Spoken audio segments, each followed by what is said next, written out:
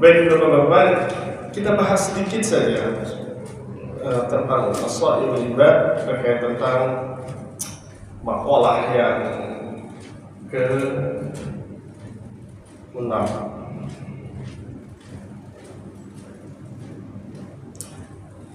Makalah yang ke-6, khawatir terhadap dunia dan akhirat. Kekhawatiran terhadap dunia dan akhirat. Wa Utsman radhiyallahu anhu, habbud dunya zulmah fi qalbi wa hubbul akhirah nurun fi qalbi. Diriwayatkan dari Utsman radhiyallahu anhu, khawatir memikirkan dunia akan membuat hati menjadi gelap, sedangkan khawatir memikirkan akhirat akan membuat hati menjadi bercahaya. Ini dalam kitab As-Shairul Libad yang dinukil oleh Syekh Nawaf Al-Baghdadi. Beliau sampaikan, ya, yang ditulis dalam kitab As-Shairul Libad, nasihat-nasihat untuk para hamba. Jadi memang kalau kekhawatiran terhadap dunia itu bisa membuat hati kita gelap. Masya Allah. Karena kan kalau pikiran itu kan yang bagusnya itu pada saat ini, pada waktu ini. Nah, kalau berpikirnya ke kiri saya anggap masa lalu, ya, kanan saya masa yang akan datang. Kalau berpikirnya masa lalu yang terkait tentang penyesalan, kan suka begitu mikirnya masa lalu, kenapa ya gitu. Nah, itu membuat kita menjadi putus asa gitu. Nggak punya harapan hidup karena penuh dengan penyesalan. Kalau kita pikirin masa depan, ntar gimana ya itu jadi membuat diri kita ketakutan. Masa lalu bikin sebuah penyesalan, nadamah, kesedihan. Kalau masa depan yang bikin kita ketakutan, nanti gimana ya. Misalnya masa depan, gimana ya anaknya makan, ntar kalau saya nggak ada gimana cucu-cucu nih. Begitu terus. Padahal gitu, apa yang kita khawatirkan itu sudah pasti sudah ada yang mengatur gitu. Jadi kalau kita pun andai kata gitu ya, ada meninggal gitu, ya dunia akan berjalan seperti biasa. Dunia itu akan berjalan seperti biasa. Tadi pagi saya dapat kabar dari kawan, dari teman pondok wafat. Jadi agak lari ke Serang sana, Jayanti, dimakamkannya di Cibadak sana. Jadi agak lama, seharian tuh. Beliau sakit lama sekali, ada 3 tahun. Penyakitnya kanker ketahui bagian leher. Tadinya sudah di kemo, berapa kali di kemo, hampir 12 kali. Tapi di situ memang maksudnya bertahan kuat gitu, sampai 13 kali kemo. Sempat fit, maksudnya kembali kembali sehat gitu, walaupun nggak secara total gitu. Ketemu saya, ngobrol lagi, makan bareng lagi gitu. Sempat agak naik ke Pangrango bareng-bareng gitu sama beliau gitu. Ternyata pas pulang kembali gitu, sempat ke Jepang, terus pulang ngedrop lagi, di kemo lagi, hampir berapa kali saya nggak tahu terakhir itu. Dan terakhir beliau wafat di pagi hari ini. Bapak yang dirahmati Allah Subhanahu wa Ta'ala, istrinya cerita meninggalnya bagus gitu. Jadi memang sakitnya sudah demikian, mungkin orangnya sabar beliau. Pas mungkin meminta makan suapin sama istrinya, karena udah bisa lembut lagi sih, pakai selang. Dan ketika dia wafat, napasnya agak begitu, istrinya agak kaget cerita gitu. Tapi kenapa gitu? Kemudian cuma bilang iya katanya, dia berisik. Kemudian istrinya udah tahu nih, kemudian dia lihat ke atas dan kemudian dia wafat sambil menunggu dari duduk. Seperti itu, masya Allah, dimudahkan meninggalnya. Ya karena memang Setahu saya kalau sakit di dunia kemudian orangnya ridho, artinya dosa-dosanya diampuni. Jadi orang-orang beriman pun harusnya ya keadaan sehat dia harus bersyukur untuk ibadah. Kalau sakit dia juga bersyukur karena sedang dikuburkan dosa-dosanya di dunia ini. Sehingga di akhirat ibaratnya kalau bersih itu nggak ada tagihan lagi gitu, nggak ada tagihan lagi. Jadi kalau orang yang sakit itu harusnya ya ini kan harus pandangan akhirat ya. Kalau pandangan akhirat dia itu bersyukur sekali, ya Allah. Bukan berarti kita sakit, bukan. Tapi artinya ya Allah, mudah-mudahan ini menjadi kifarah. Kifarah itu menebus daripada dosa-dosa. Itu pandangan hati. Orang yang memandang dengan pandangan qalbu. Tapi kalau pakai pandangan mata, ya Allah masih banyak yang belum saya buat di dunia ini itu segala macam. Maksudnya masih besar sekali. Nah itu dia. Kalau diriwayatkan dari Utsman radhiyallahu anhu, khawatir memikirkan dunia akan membuat hati menjadi gelap, sedangkan khawatir memikirkan akhirat akan membuat hati menjadi bercahaya. Orang yang khawatir akhiratnya gimana, pasti dia akan mempersiapkan. Pepatah Arab mengatakan, man arafa bu'da safar ista'adda. Barang siapa yang tahu jauhnya perjalanan dia akan bersiap-siap. Kan nanti ada kubur, ada masyar, kemudian ada hisab, ada mizan, ada sirat, panjang. Satu hari di akhirat 1000 tahun di dunia. Jadi dia akan mempersiapkan itu. Nah dikatakan juga ad-dunya mazra'atul akhirah. Dunia itu tempat mazra'ah, bercocok tanam. Nanti di akhirat penuainya gitu. Bapak-bapak ini mengingatkan diri saya sendiri bahwasanya dunia seperti itu adanya. Umur kita sudah hampir setengah abad lebih kali ya. Artinya Pak, harapan untuk pengen kaya gitu masih ada nggak? Pengen punya duit banyak masih ada nggak? Masih ada.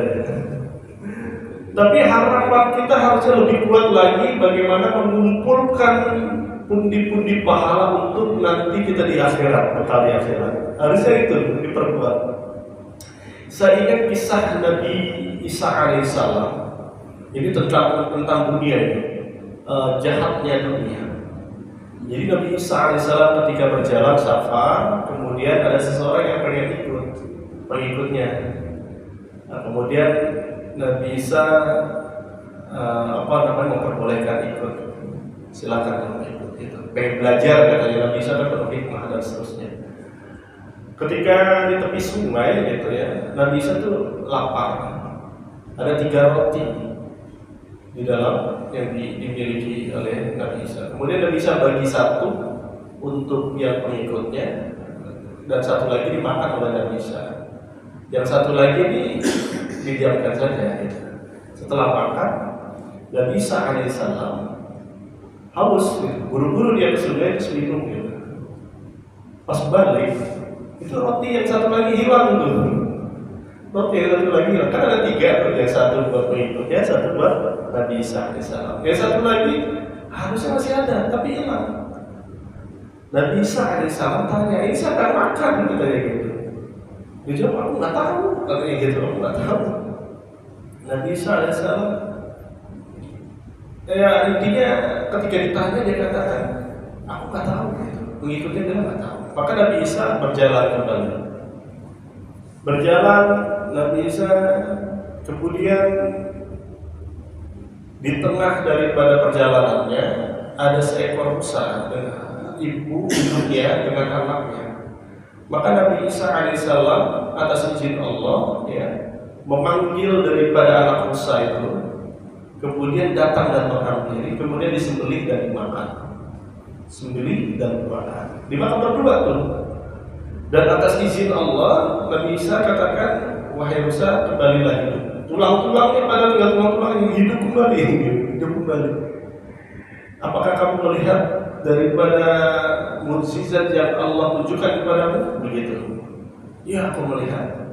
Kamu tahu nggak siapa tadi yang makan roti? Aku nggak tahu, tetap aja bilang aku nggak tahu. Nggak tahu. Padahal udah melihat mukjizat yang diperlihatkan oleh Allah, diizinkan untuk diperlihatkan kepada orang tersebut. Kata Nabi Isa, kamu tahu nggak? Gitu. Ini mukjizat diperlihatkan, mukjizat yang memperlihatkan mukjizat itu kepadamu. Apakah kau tahu siapa yang makan roti itu? Tetap masih kan bilang aku nggak tahu. Gitu. Nggak, kemudian Nabi Isa berjalan lagi. Pas berjalan menyeberangi sungai, maka Nabi Isa katakan, pegang tanganku, dan kemudian Nabi Isa atas izin Allah, mereka berdua berjalan di atas sungai. Sampai di seberang sana, Nabi Isa katakan lagi, demi zat yang memperlihatkan daripada mukjizat kepadamu, apakah kau tahu siapa yang makan roti itu? Gitu. Dia bilang, aku nggak tahu gitu. Padahal habis melihat mukjizat sebegitu besarnya gitu, bisa berjalan di atas air. Aku nggak tahu, katanya aku nggak tahu. Masya Allah. Terus akhirnya Nabi Isa alaihissalam terus berjalan lagi, dan akhirnya ketemu tempat yang lapang, tetapi ada bebatuan di situ. Maka Nabi Isa alaihissalam bersama pengikutnya ini yang satu ini, gitu ya. Nabi Isa mengambil sebongkah daripada batu, dan kemudian beliau mengatakan dengan izin Allah berubahlah menjadi emas. Maka berubah jadi emas. Atas izin. Wah, kagum ini pengikutnya nih, masya Allah. Dan maka Nabi Isa alaihissalam mempertanyakan lagi, demi zat yang memperlihatkan daripada mukjizat kepadamu, tahu nggak siapa yang makan roti? Tetap bilang, aku nggak tahu. Akhirnya Nabi Isa katakan begini, kalau begitu saya ingin bagi-bagi emasnya. Emasnya ada 3 ternyata. Yang satu buat Nabi Isa, yang satu buat pengikutnya. Dia tanya pengikutnya, yang satu buat siapa Nabi Isa? Oh, ini buat makan roti. Baru dia spontan ngaku, saya makan roti. Saya makan roti. Pengikutnya ternyata makan roti. Oh ya udah, kalau begitu kata Nabi Isa, ini emas untuk kamu semua. Dikasih semua tuh emasnya. Giliran dikasih tahu ya makan roti siapa bakal dikasih emas, dia ngaku. Akhirnya dikasih tuh emas semuanya. Kemudian Nabi Isa meninggalkan pengikut tersebut, berpisah. Nah, dalam perjalanannya ternyata ketika dia gembira dapat emas, gitu, 3-3 buat dia gembira sekali, kan emas di dunia gitu, dunia. Maka ada 2 orang melihat, ini orang gembira banget nih, girang banget kenapa? Oh ternyata megang emas. Disamperin lah, gitu. Kira-kira mau anak sekarang bilangin mau dipalak nih. Ini kamu emas, sini kasih kami, kalau enggak kamu saya bunuh kamu, saya musnahkan kamu. Maka yang megang emas nih negosiasi, janganlah, ini kan ada 3 nih, kita bagi-bagi aja ya, bagi-bagi. Kata temannya, ya udah daripada kita membunuh gitu, yang penting kita dapat emas gitu. Akhirnya sepakat dulu satu-satu dapat bagiannya, karena ada 3 bongkar emas. Ada yang dimuliakan oleh Allah Subhanahu wa Ta'ala. Ternyata mereka ini lapar gitu, lapar. Aduh lapar nih. Coba akhirnya yang 2 tadi yang malak nih nyuruh pengikut dari Nabi Isa alaihissalam untuk beli makanan. Kamu beli makanan sana, biar masa saya jagain di sini. Saya jagain di sini. Dijagain. Pergilah beli makan. Pergi beli makan. Nah ternyata gitu ya, ternyata yang 2 ini bersekongkol dengan nungguin emas. Daripada emasnya dibagi dia, mendingan kita bunuh aja dia, kan kita dapat bagian banyak nih akhirnya gitu. Iya nanti kalau datang kita bunuh aja ya. Singkat cerita akhirnya datang bawa makanan, langsung disergap, langsung dibunuh gitu. Dengan gembira akhirnya dapat emas nih. Yang tadi 1 bagian bisa dibelah 2 bagi 2. Karena masih lapar dimakan tuh makanannya. Ternyata makanannya ada racunnya. Akhirnya 3-3-nya mati. 3-3-nya mati.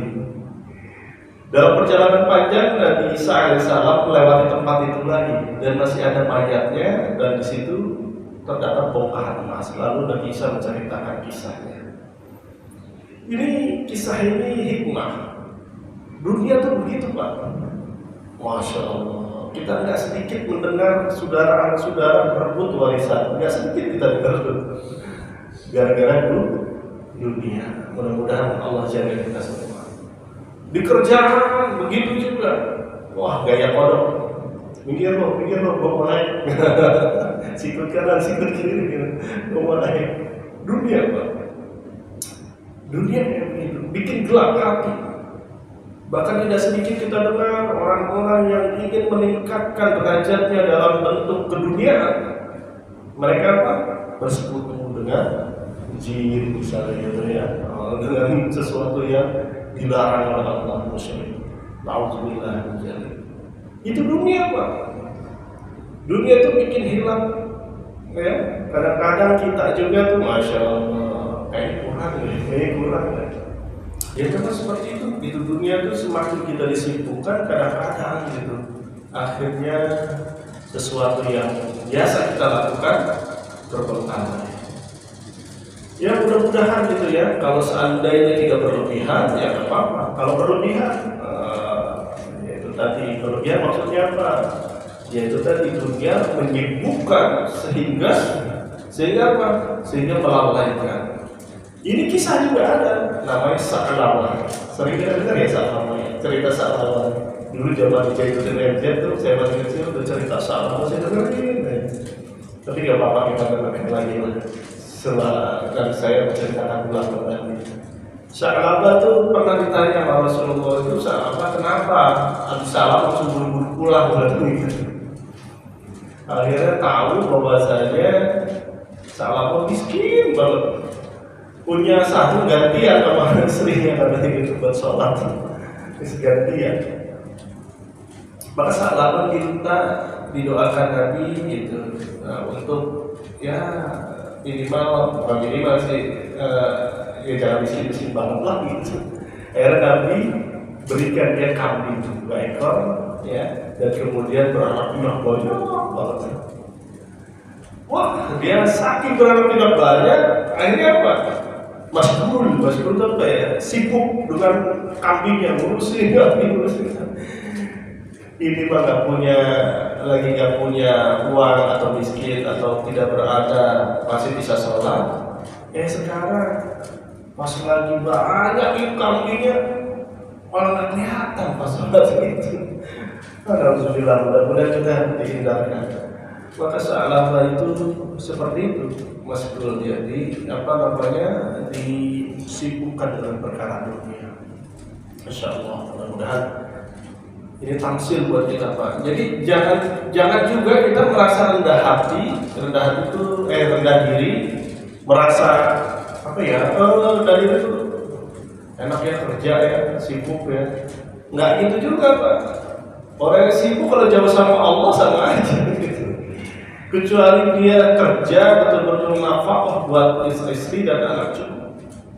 Gitu. Saya pernah mendengar kisah seorang sufi di mana ya kitab punyanya Syekh Maulana Zakaria, pengarang kitab daripada kitab tentang zakat atau tentang fadilah sedekah. Itu adalah sufi. Dia hanya bekerja, kalau dia makan cukupnya segitu ya segitu, fisiknya kuat. Bahkan membangun itu nggak seperti orang pada umumnya. Wah, andaikanlah 1 hari gitu, ini bangunan bisa selesai misalnya 3 bulan. Kalau dia bisa seminggu doang, kan fisiknya kuat, gitu. Tapi dia seorang sufi, karena cepat, gitu kerjanya bagus, itu dikasih lebih. Apa yang minta ini ya jasanya, itu dia marah-marah Pak. Dalam kisah itu marah-marah. Kamu ya, saya ini hanya cukup makan untuk ini gitu. Bagi saya sudah cukup. Kalau berlebih saya kebingungan nih buat apa nih gitu. Saya kebingungan banget. Itu orang soleh sampai segitunya Pak. Orang soleh seperti itu ya. Kalau misal pemahaman kita tentang harta dunia dan seterusnya dipandang dengan keimanan, insya Allah selamat. Kisah yang lain misalnya di zamannya, masya Allah saya lupa. Jadi ada orang soleh jual tanah nih dengan bangunannya, jual rumah lah ya. Ini saya jual ya. Ternyata dibeli, pas dibeli digali tanahnya, ada harta karun, ada harta karun. Dibalikin ini ya, saya cuma beli tanah dan bangunan, nggak sama hartanya, saya kembaliin harta karunnya. Yang ini kita nggak mau apaan? Enggak, orang udah beli tanah ya, apa yang ada di harta karunnya ambil buat ente gitu. Jadi pada kamu nggak mau berebut masalah harta. Kenapa? Paham Pak, hisabnya berat gitu.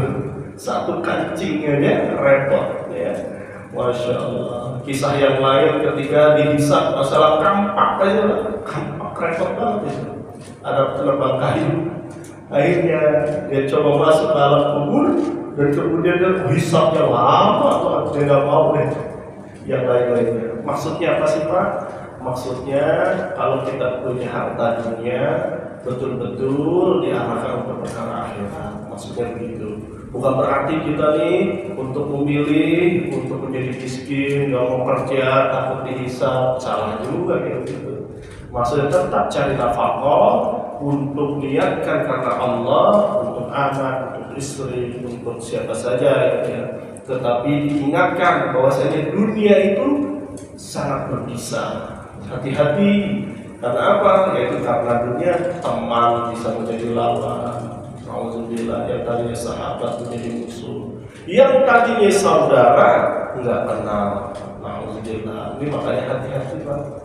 Kehati-hatian kita tentu minta kepada Allah, ya Allah jangan jadikan harta benda ini menjadi fitnah dan jadikan harta benda ini menjadi keberkahan untuk perjalanan selanjutnya yaitu akhirat. Masya Allah.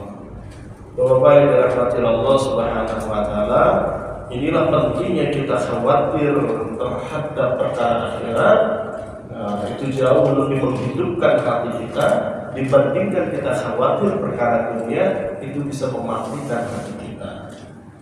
Itu tinggal dipilih Bapak-bapak. Insya Allah mudah-mudahan yang sedikit ini bisa menjadi nasihat buat saya pribadi dan nasihat untuk bapak-bapak sekalian, dan mudah-mudahan Allah Subhanahu wa Ta'ala memberikan paham kepada kita. Sedikit cukup ya Pak ya? Ada pertanyaan enggak? Kalau ada ya kita cukup. Tidak cukupkan ya Pak. Kalau tidak ada pertanyaan kita cukupkan. Insya Allah.